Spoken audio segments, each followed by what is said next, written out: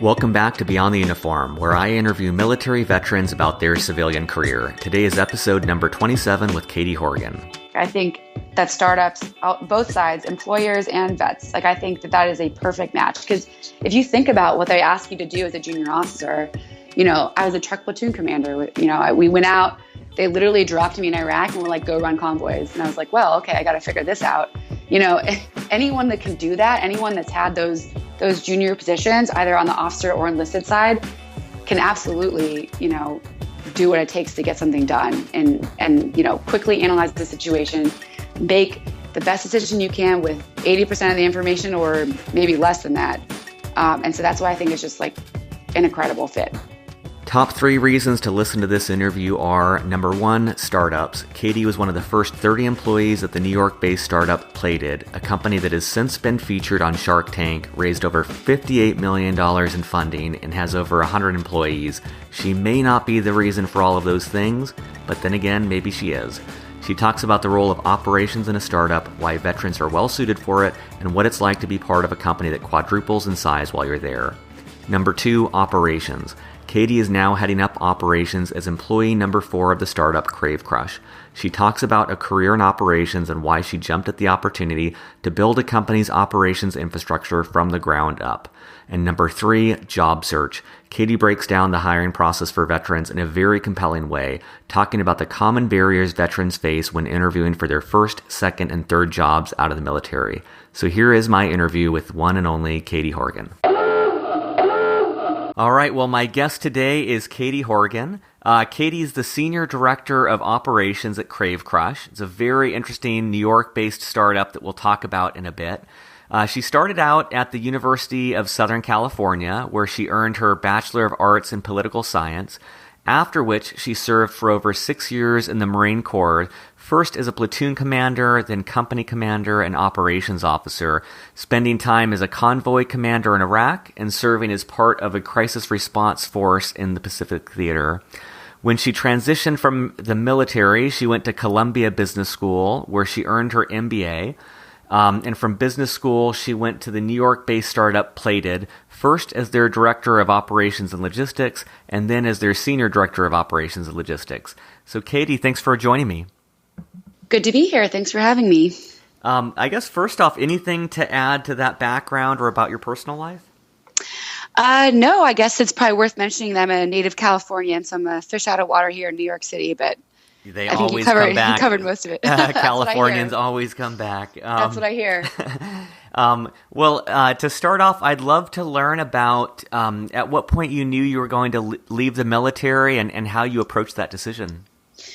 Yeah, I was in early 2011. I was getting ready for a deployment with a Marine Expeditionary Unit. I was going to leave in November of 2011, and my contract was going to be up in September of the following year. So I knew I was going to come back, in June and get out in September. So probably around early 2011, I realized I better take a look at what I was doing. Otherwise, I was going to come back and then basically have 2 months to get my act together. So about a year and a half before my contract ended is when I knew I was going to get out.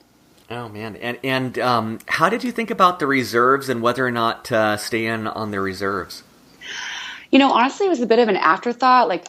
All I knew was that I was leaving active duty. And in my experience, there really wasn't a whole lot of talk about the reserves. The folks who are in active duty, they don't do a great job of telling you what your options are on the reserve side. So I kind of planned my exit and then didn't really look at the reserves until I got out. And at that point, I just kind of felt like I was an all-in or not in person. And I kind of viewed the reserves as 1 foot in and 1 foot out. And I didn't think I could do that. I was either 100% in or I was out.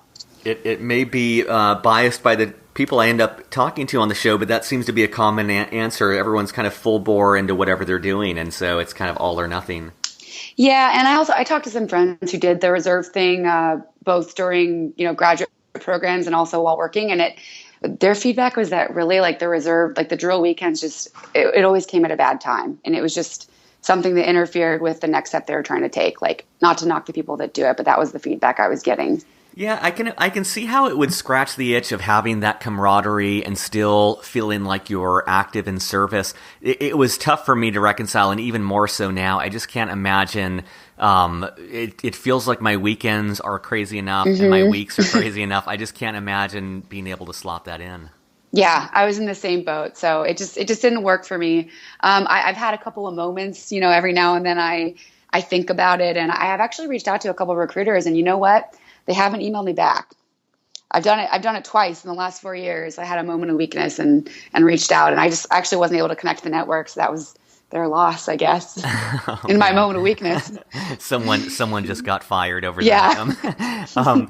And when you do look back on that transition, I'm wondering if anything stands out as surprising in the transition from the military that you didn't expect at the time or didn't see coming, or just anything that stood out as unexpected in the transition. There's a couple things. Like first of all, I didn't really know what to expect in terms of like the support with transitioning. And I was lucky enough to have, I had a great XO and a great CO in my last unit that kind of gave me a little bit more flexibility. Like if I needed to go take care of something, or I had some tests I had to take for Columbia, et cetera. So they were pretty flexible. I didn't really know what to expect, but that turned out well. But in terms of what to do when the day actually comes and you get out, there really wasn't any support. And I didn't think I realized how really on my own I was. I mean, there's lots of people I've connected with that have helped me afterwards, but you go from this organization where everyone's telling you, or, someone's always telling you where to go and where to be, and giving you a limited number of options for your next step in terms of duty station and job. And I think I didn't really anticipate what it was going to feel like when all of that was removed. And it was 100% on me to make the next step and choose the next direction. That probably seems kind of obvious, but the weight of that is something that you have to really experience before you're like, okay, I get this. This is kind of tough. And I think another thing I didn't really expect was to feel the weight of the loss of community. I think you mentioned the camaraderie and how maybe the reserves can scratch that itch, but you're surrounded every day by these people they're on your team, and everyone's, for the most part, got your best interests in mind, and you know where you stand with the community and the people around you. And the civilian community is different. I mean, there's lots of people out there who will have your back and who will be on your team, quote unquote, but there's also lots of people that will not be. And to shift that mindset, basically, because you have to fend for yourself and realize that everyone else is fending for themselves. That's just mindset shift that took me a while to get used to. So those are two of the things I'd say surprised me. Yeah, took some getting used to. Both of those resonate with me. And on that first point, I think I was surprised by that as well. And I think part of the reason why was I don't think I realized when I was in the military how defined things were and how laid out for me they were. I just assumed, coming straight from college, I just assumed that's the way it was. And then you get used to that. Yeah. And then in the absence of that, it's like bumper bowling without the bumpers. You start getting a lot of gutters and you start realizing oh, this is not as easy as I thought. So that sticks out with me as well. And you chose to go straight from the military into business school at Columbia. How did you weigh the thought process of going straight into industry versus going back to school? So the first thing I did was actually look at some of the headhunters. There's a lot of companies that, like Cameron Brooks, for example, that work with vets who are trying to transition and place them.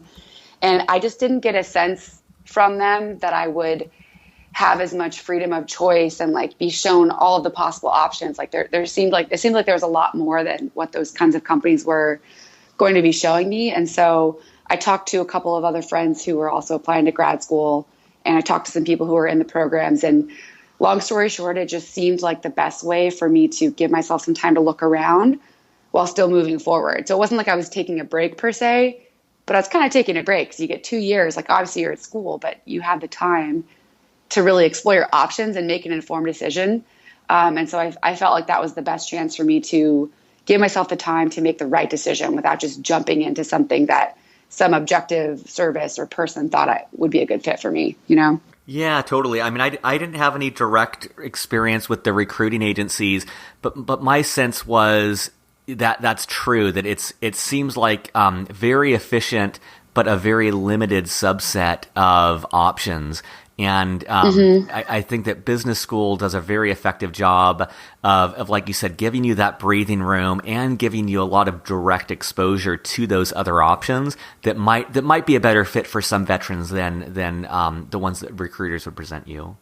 Mm-hmm. Yeah, I totally agree. And it's a luxury, really, like an expensive luxury. Don't get me wrong, but like to have that time to really just interact with people and hear their stories. And a lot of the opportunities that I considered came out of informal conversations with classmates or some event I went to. It's really just like organic in terms of how you find out about things that you just need time to explore.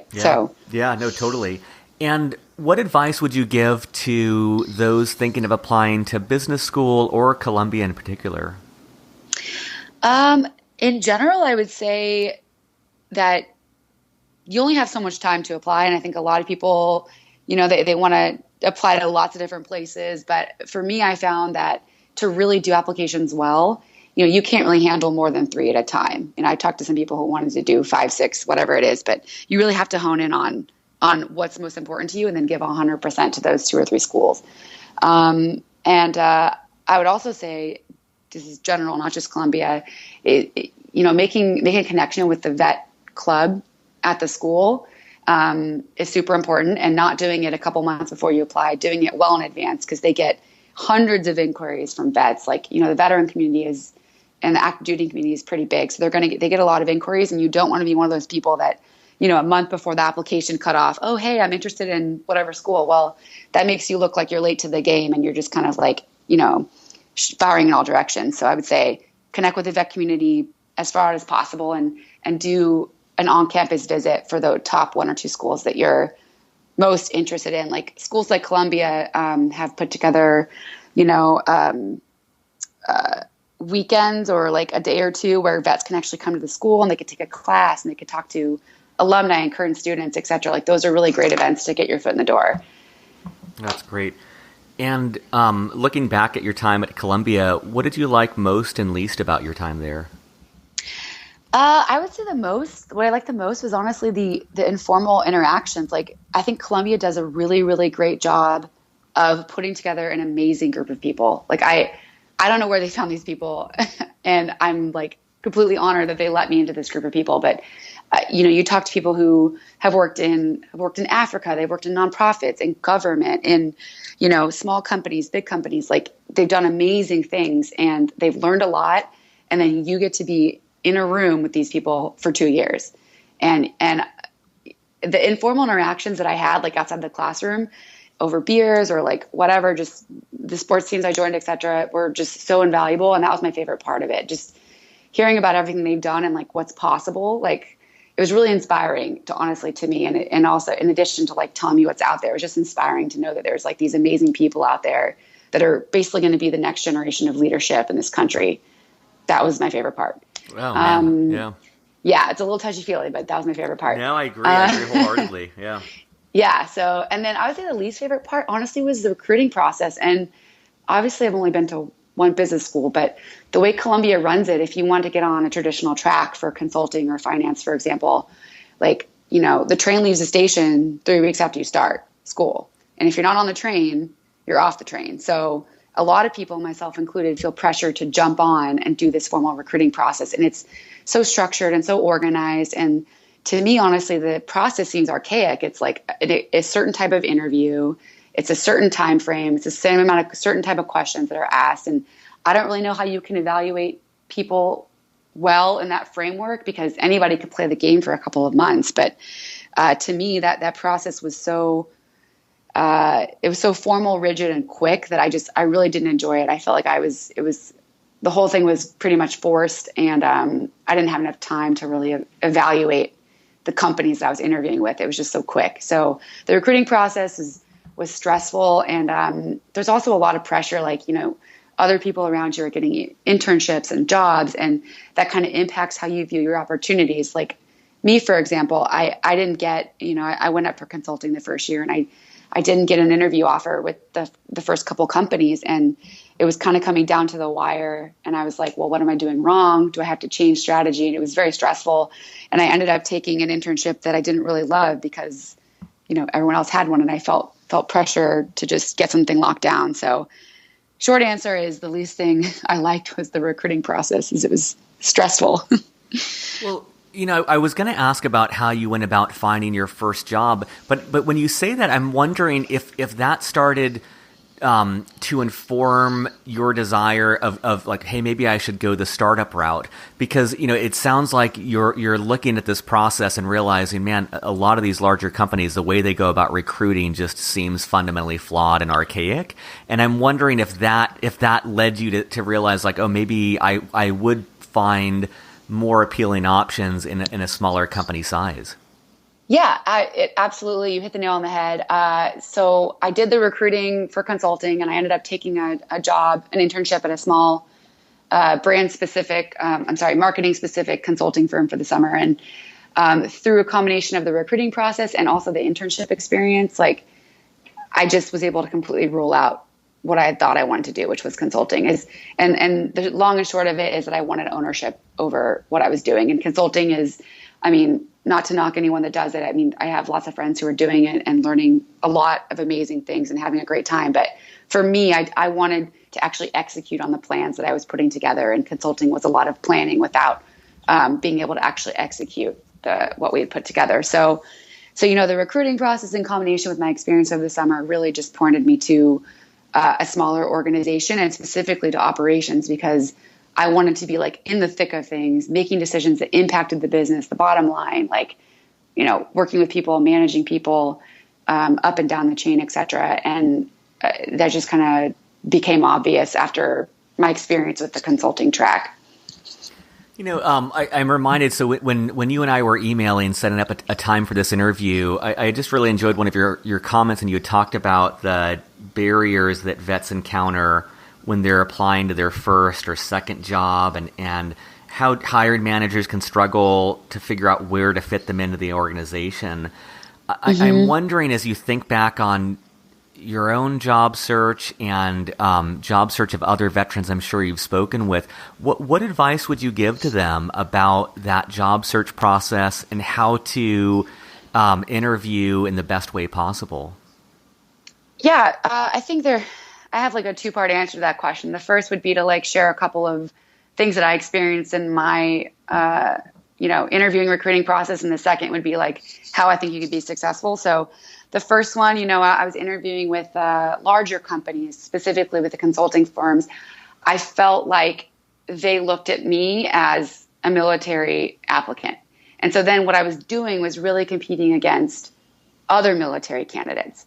And that's through no fault of their own. That's just, they kind of like I felt like they just kind of categorized us all in one group. And then I had to do my best to stand out against that group of people. So that's something that it took me a little while to realize what was going on. And then I was like, well, gee, how do I stand out against, like my peer group? Because everyone's amazing. And so that was a little bit tough to kind of think through how that was going to play out. And how did you? I'm just curious. How did you think about that? Because I agree, and I look back, and even in applying to business school, it just felt like I'm not even applying. I might not even be applying against other military people. It might be for me applying against other submarine guys, and they're trying to find their one submarine person for the class. And so I'm wondering any thoughts you have on how do you stand out amongst people with a very similar background?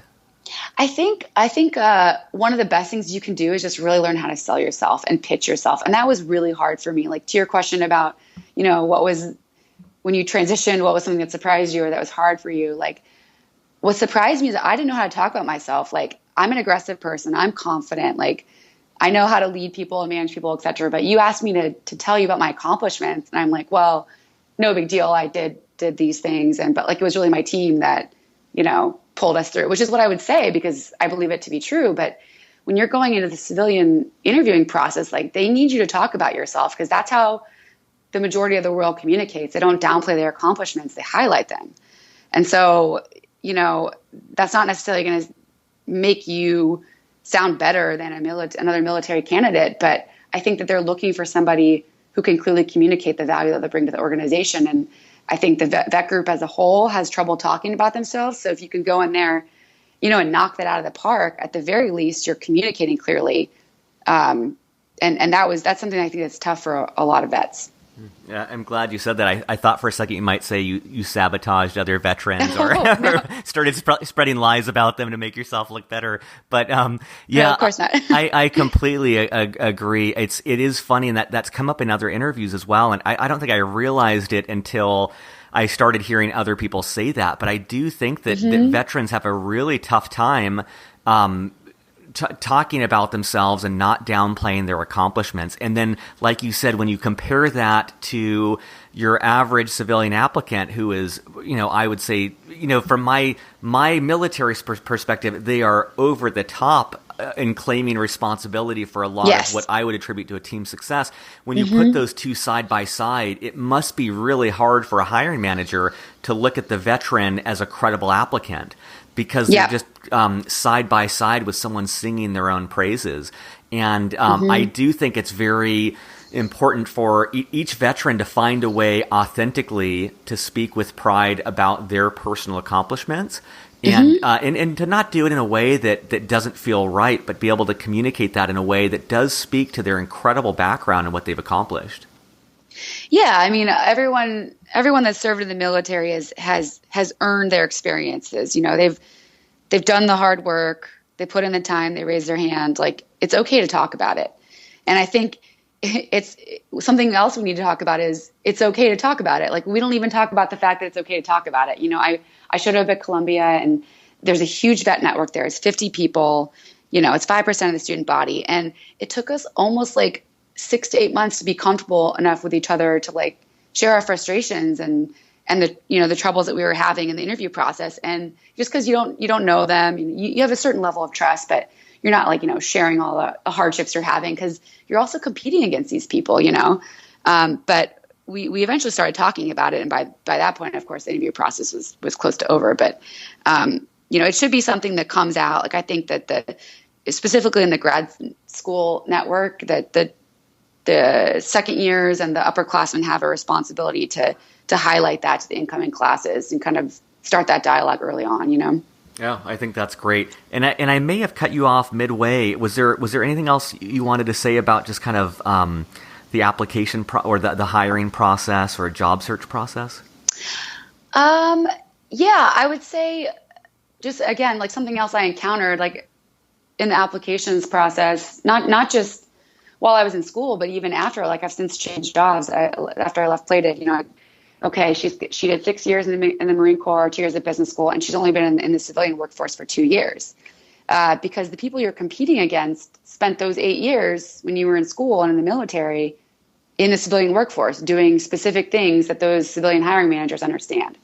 And so I had trouble reconciling that, because I was like, I've led large teams, project management, great under pressure, et cetera, and that just wasn't translating for hiring managers. And so I think there's a takeaway both for the veteran side to, really think about how you can connect the dots for those hiring managers and translating your experience. Like me, for example, I learned to talk about my military experience in like a project management type light. Like, hey, I was an operations officer for a logistics battalion. What does that translate to?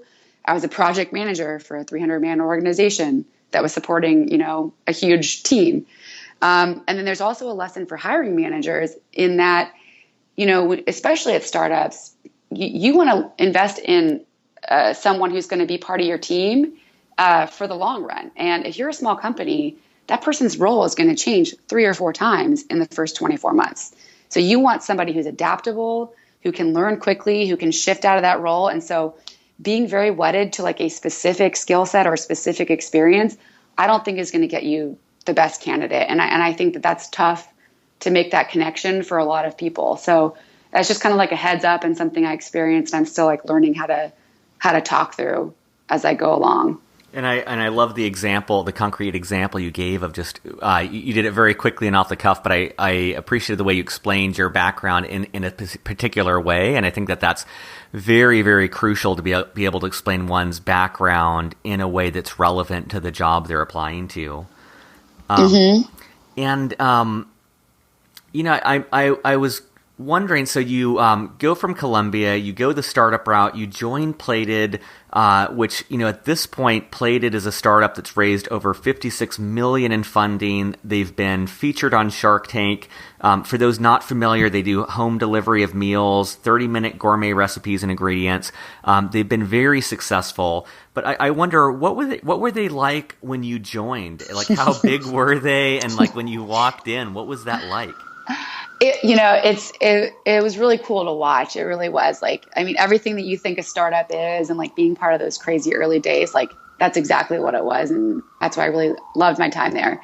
So when I joined in June of 2014. They were barely 2 years old. And I was employee number 30, and we had 3 fulfillment centers. We had just opened a third in California. So barely 3 fulfillment centers. We were doing a few thousand orders a week. And it was very much like, who can do this? Who can help? Like, can you figure something out on the operations team? And I think we were only 4 people at the time. So for the actual operations team, and it was very scrappy. I was at the warehouse packing boxes. Like, we had pipes freeze one time at our warehouse in the Bronx. We had to send everybody home because there weren't any working bathrooms. And the headquarters staff was like, screw it, we'll stay. We got to get these orders out. We'll go to the bathroom down the street. And so we were bundled up in the warehouse, packing boxes, trying to, meet the shipment cutoff. So those early days were very chaotic and very much just like, let's keep up. We just got to keep up. And at the same time, we were trying to think long term and put structures in place and strategy. But a lot of it was very much day to day, very tactical, very like, in the trenches type stuff, which I really enjoyed because I learned a lot. And they were 30 employees when you started. When you left, about how big were they? I think they were about 120 in the headquarters. And so I didn't even know everybody. I was like, who are you? Like, when did you start? And we had 4 fulfillment centers, and, we were probably doing about 10 times as many orders as we were before. And it was just incredible to see that. They built out the operations team.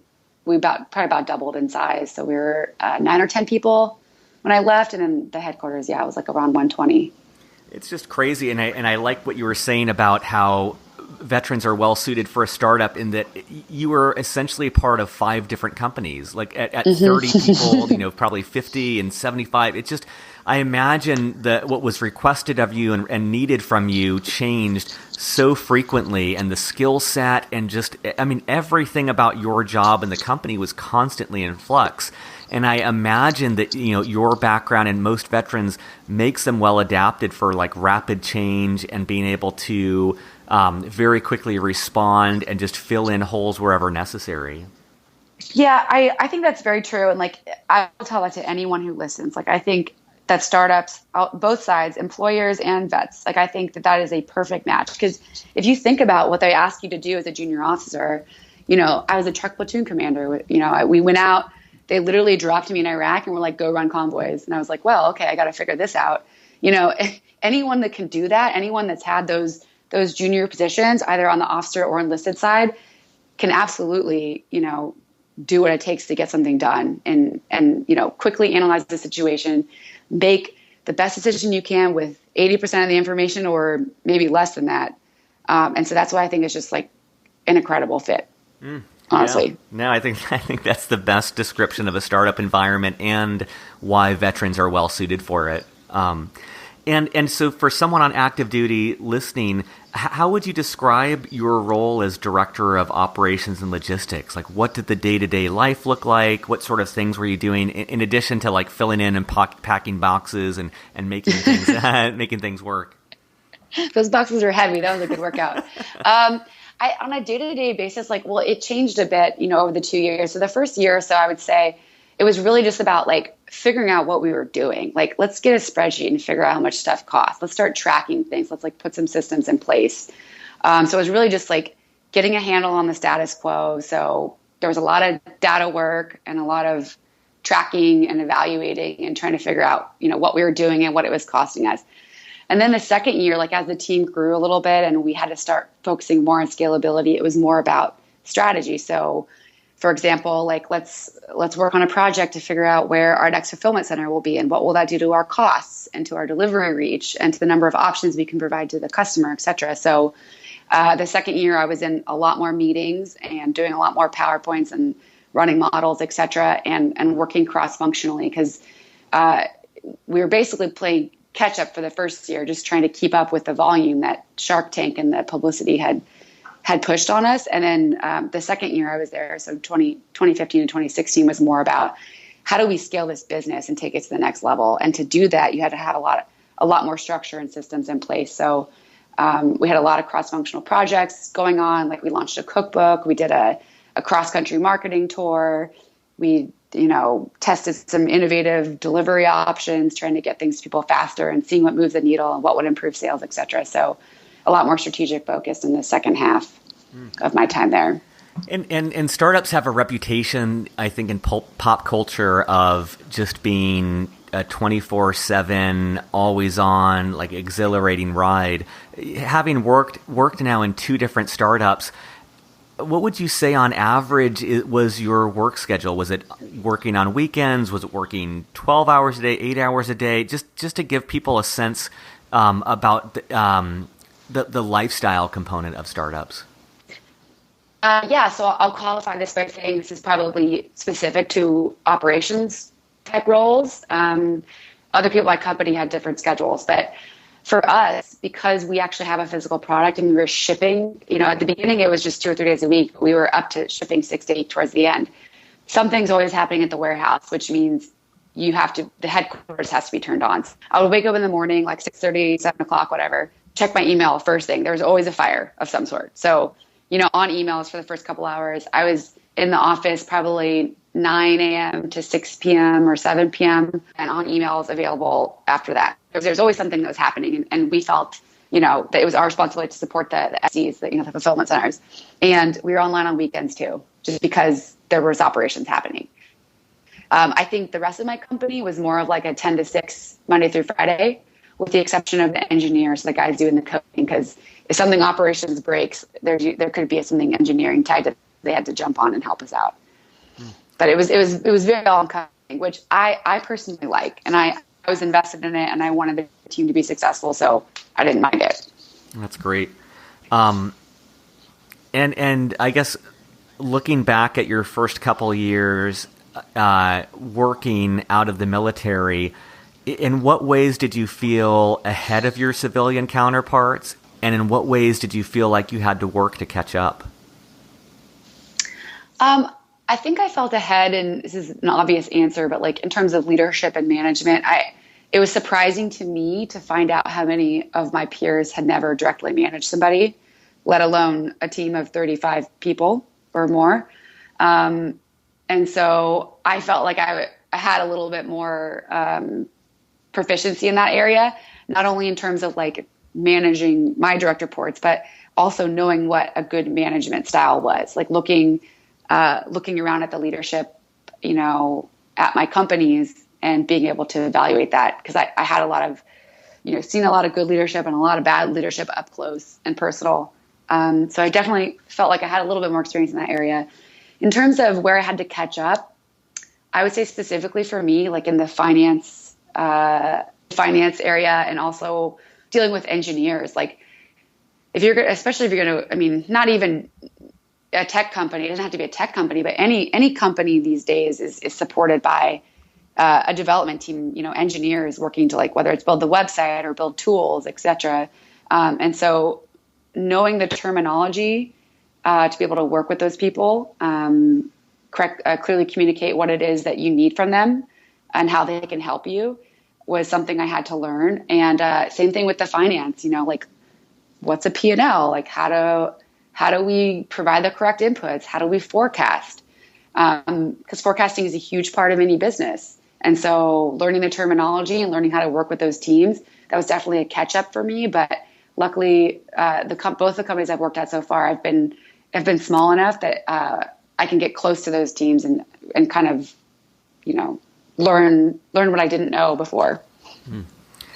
And for someone who's listening who might be interested in startups, and maybe they're on active duty and they're saying, maybe this is the right thing for me, what are some signs that they might really enjoy life in an early stage startup? And what are some signs that it might actually just drive them crazy? I think the kinds of people that are drawn to this are people that like, being autonomous. So do you like, setting your own schedule, setting your own objectives, measuring your own performance, and then changing direction the next week? Do you like those things? I think if you're comfortable with a lack of structure, and that's not necessarily a bad thing. It just basically means that things are fluid and they can change, right? If you're okay with a lack of structure, and if that actually is better for you, then I think that a startup would be a good fit. Also, if one of the things that's most important to you is having a hand in direct execution, like being directly responsible for something. So like for me at Plated, I wasn't responsible for the entire P&L, obviously, but I was responsible for two big inputs, the shipping costs and the packaging costs, which, are a huge part of the operational cost structure. Like that to me motivated me. Like I wanted to see those numbers and that bottom line. So if you're a person that likes, having a direct hand in the execution and a direct impact on the bottom line, then startup would be good for you. I think on the other hand, if a lack of structure scares you, if you're not okay with a little bit of risk in terms of the future of the company, because all these startups will sell you on their vision, right? They've got these great growth charts and strategies and plans and maps and et cetera. And their job is to sell investors on that. But that doesn't always materialize or those fluctuations. If that kind of thing scares you, then I would think, either looking at a larger, more stable company or maybe a startup that's very well established and isn't going to have any cash flow problems. But yeah, the structure and ambiguity things are really the two. Like if you like it, it could be a good fit. If it scares you, then maybe you want to work for a larger company that has a little bit more certainty. Yeah, I like that. I mean, I often think of the ambiguity component in terms of, like you had spoken to earlier, of having 80% or less information and making decisions. But usually less. Yeah, usually less, far less. But the unpredictable, is that even a word? Unpredictableness Sure. Are we going to be in business in 6 months? Will I have a job in 6 months? Is this going to go under? Is this going to work? And I think your experience in Plated is the best case example where you're just on a rocket ship and just riding that thing high and just realizing, in that world, that is really not as common. And so that comfort, especially I think from people coming from the job security of the military, of realizing like, do you have the appetite to know that you may be looking for another job and having to explain what your company did because it doesn't exist anymore at your next employer. Right. But I think if someone has that tolerance for that, it can be such an incredible way to learn and just an incredible lifestyle. Yeah, absolutely. And I think something else that people need to evaluate is, the compensation. Like realistically, the majority of startups are not going to pay you what you could get at a bank or a consulting firm. And it's a trade-off, right? Like you said, it could be a rocket ship. There's definitely equity that's involved. And that's something that, I knew nothing about when I came out of the military. I had to kind of learn about what the value of that was to me in my particular situation. But, a realistic point of view is that a startup is not going to pay that well, but what you're getting is hands-on in the trenches experience, like building a business, building something that hopefully you believe in. And then obviously there's an equity upside, but it's all potential maybe. And it's in the future. It's a long-term, that shouldn't be counted on because you never know what's going to happen. And no obligation to answer this, but I'm aware of how it seems like a lot of people on active duty sometimes have false expectations about their earning potential immediately out of the military. And I'm wondering, I mean, you went for 2 years deferring your salary and paying money to attend school, and then you jumped into a startup. When you first started at the startup, how did your salary compare to your military? Was it about the same or less or more than that? It's funny is sometimes I forget what I made in the military. It wasn't actually that long ago, but it was actually pretty close to the same, but I'm living in New York City, so in terms of cost of living, once you factor that in, I was definitely making less than I was before. Yep. So it was close. It was pretty close, but the math just didn't work out in New York. And another thing that was a new experience for me was like having to negotiate a salary, and Plated was doing very well. There was like lots of growth, but they had to guard their cash, because they have to be judicious with how much they give out in salary, et cetera. So basically what I did was I took a trade-off between salary and equity, and we tied some compensation bumps to future sales increases.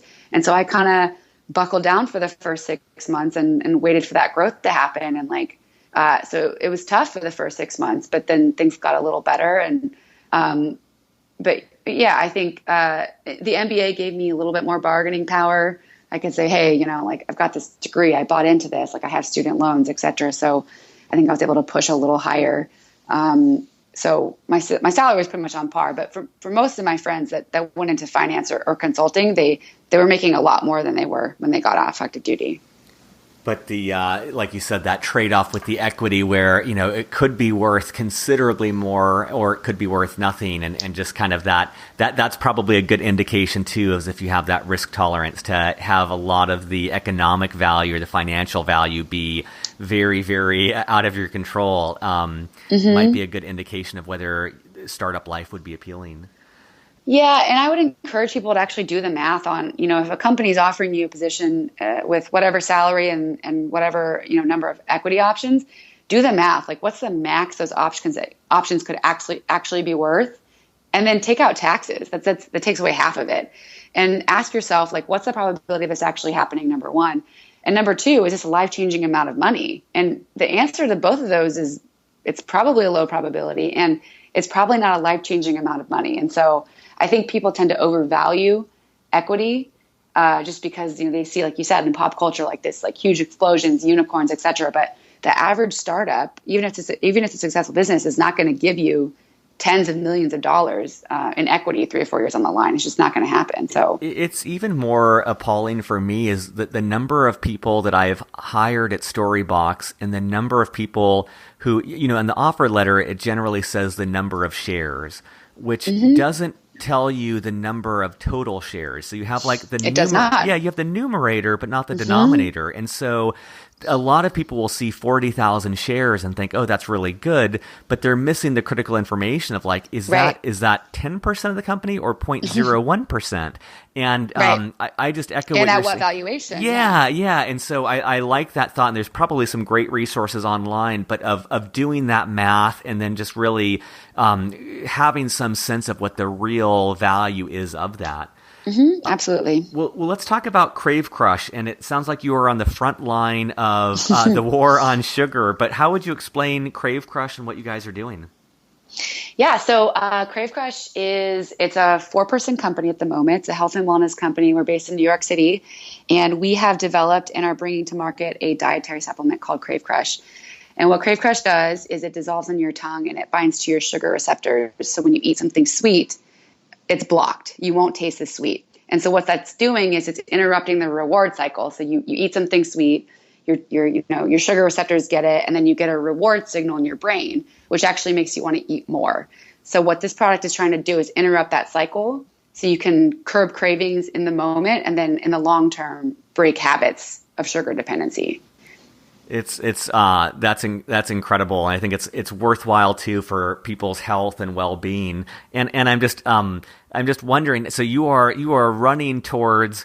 You got a taste of startup life, and you took on even more risk. So you went from 30 people to now 4 people. I'm wondering what led to that transition, and how did you find Crave Crush? Like, what was that process like? So I had a great time at Plated. I learned a ton. I'm so thankful for that opportunity. But at a certain point, like it got a little too big for me, I think. I still feel a little bit like I left some stuff on the table. There were some really great things happening and lots of growth, et cetera. But what I enjoyed most was the time when I started, when I was, like I said, doing the tactical day-to-day stuff in the trenches and building something.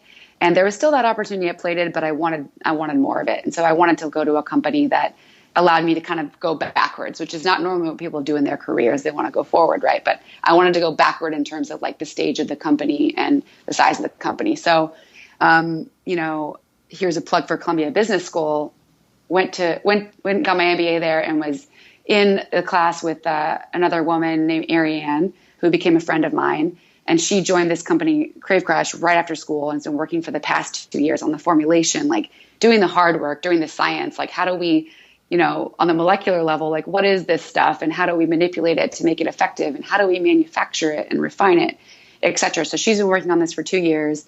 And she kind of knew that I was looking around when I was at Plated, and she took me to dinner and basically made me an offer I couldn't refuse. So she told me she was basically going to let me set up the operations and the supply chain for the company. And the long and short of it is I was looking for something that was a little bit earlier stage, and like an absolute requirement for me was a product that I believed in. And I think we have a big problem in this country with the sugar in literally everything, the modern food supply chain and diabetes and obesity, et cetera. So I saw this as a way to kind of get involved with a product that I think can be very successful and that can also positively impact people. So it was kind of a no-brainer for me.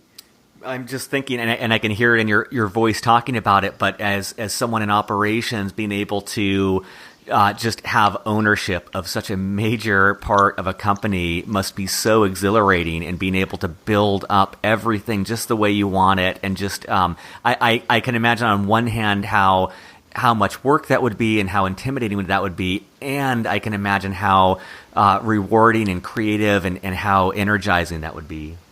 And I'm just wondering, for people listening, I think operations is a common thing that veterans are well suited for. And I'm wondering how much you think about like your career in the next 5 years or 10 years. Like, do you think about where you want to end up in operations, or is it more about just finding the next experience and getting the most value and then learning from that and seeing where your tastes take you?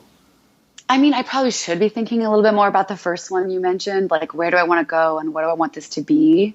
I think in the long term, what I would love to do is be involved, work for a VC. So a company that invests in other companies. And I think having worked in operations at startups, like literally being in the trenches, would give me a really great perspective and be able to help me give really good advice and, be valuable to that venture capital firm. But I don't think too much about it, honestly. Like I've had some friends weigh in, some friends and family weigh in saying, hey, like, what is the concrete path that you're taking? And I really can't answer it, but I'm okay with that. And maybe that's part of the reason why I'm in startups. I will say that I think that there's value in working for a company that's established and successful and has institutional knowledge. And if I had it do over again, I might consider doing that for a year or two out of school, just to see how things should run, how a successful company does things. And you can kind of take that, add it to your toolkit, and then go build something with the knowledge of how a successful company has done something. I think there's certainly value in that. I don't regret my path at all, but that's something like I would offer to others who are considering that path. I think I could personally probably have added more value at the startups that I've been at if I had been a part of a larger organization for a year or two. Yeah, I think you and I are very similar. I feel like that in many ways of learning a skill set from a well-established company is a significant advantage that I never really was able to benefit from. And I also relate to that thought of like, I maybe it's my personality or just startups, but the thought of approaching this as where I'm going to be in 5 years, it just seems like things change so rapidly that it's an exercise in futility to try and predict where things will go. And as you learn and are exposed to more things and desire more of what, figure out more of what you want. And I was going to say, I could, just given your experience and that you like that really early stage of operations, I could see how, if you did follow that path to venture capital and you were working amongst their portfolio companies and diving into these early stages and providing knowledge from your experience in a couple different companies about how to set up their operations and how to think about that, I could see how valuable that would be to the venture capital firm, but also to the startups, and how rewarding that would be for you. And so that seems like a very realistic path. I hope so. I mean, it feels like a lot of what we do at my current startup and at Plated, is reinvent the wheel, because, a lot of people aren't willing to tell you exactly how they did something because they want to protect what they've built and what they're doing. And there is a lot of dialogue between entrepreneurs and people that work at startups, but a lot of it you just have to kind of figure out for yourself. So like if I can add some value to other companies that are going through something I've already been through, then I think that's probably a value add. So hopefully it's a fit somewhere in the long term. That's great. Well, you've given a ton of value for me and for the listeners. I wanted to just open it up as well. If there was anything else, having a veteran audience listening, anything else that I didn't talk about or that you wanted to share or advice or just something you would throw out, I'm open to whatever you'd want to share. Something I learned probably a little bit too late is that you really need to sit down and write out what you want from a career. Like what's important to you? Where do you want to live? How much money do you need to make? What kinds of things do you like doing? What are non-negotiables for you? And kind of shape your career search in that way. I think my mistake was coming into school and not having done that, and then getting caught up in this recruiting process that really put me on a path that I was not passionate about, but that I thought would be, I thought it was a good idea because everyone else thought it was a good idea. So I think if I'd done that exercise earlier, and if I'd actually forced myself to sit down and take a hard look at like what my priorities were and what got me excited and what I could potentially do for work and not, want to kill myself every day, I think I would have probably gotten to where I ended up a lot quicker with a lot less pain. But I think a lot of people just feel pressure to jump into something. They want a job, they want the certainty of that, and they skip that exercise, and it really just ends up causing more work on the back end. And I'm reminded as you say that of how valuable that is, not just at that initial transition, but every couple of years as each person changes and grows and redefines what they want or don't want. Just that value of just really being deliberate in articulating what exactly you want, because it is so easy to get caught up in chasing what other people are chasing or going after something just for losing sight of why you're even going after it. So I think that's really solid advice. I do have one more saved round. Yeah. So I will say that I think everybody could agree that the military does not do a good job of helping you transition. And once you're out, you're pretty much out. Like there's no career help, from the Marine Corps, for example, once you get out. So for anyone that's listening that's still active duty, just remember that you have a responsibility. Like if you're in a leadership position, whether it's a fire team leader or a company commander, whatever it is, you have a responsibility to set your people up for success. So whether you're going through this transition now or if you're planning it later, I think that the leadership of the military has a responsibility, make sure everybody's got a LinkedIn profile, help them get someone to review their resume, talk to them about school options, et cetera. We owe it to people, and there just really isn't a great organization that's set up to help people. And so the people who are in active duty, need to set everyone up for success. Yeah, I think that's great. No, I completely agree. And I think I love that thought of, taking advantage of while you're on active duty to help out those around you in setting them up for success in their future career. So, Katie, thank you so much for your time. Katie's at cravecrush.com. Go to their site, sign up to learn about their launch. They will email you when they launch with more information. Thank you so much, Katie. I really appreciate it. Surface.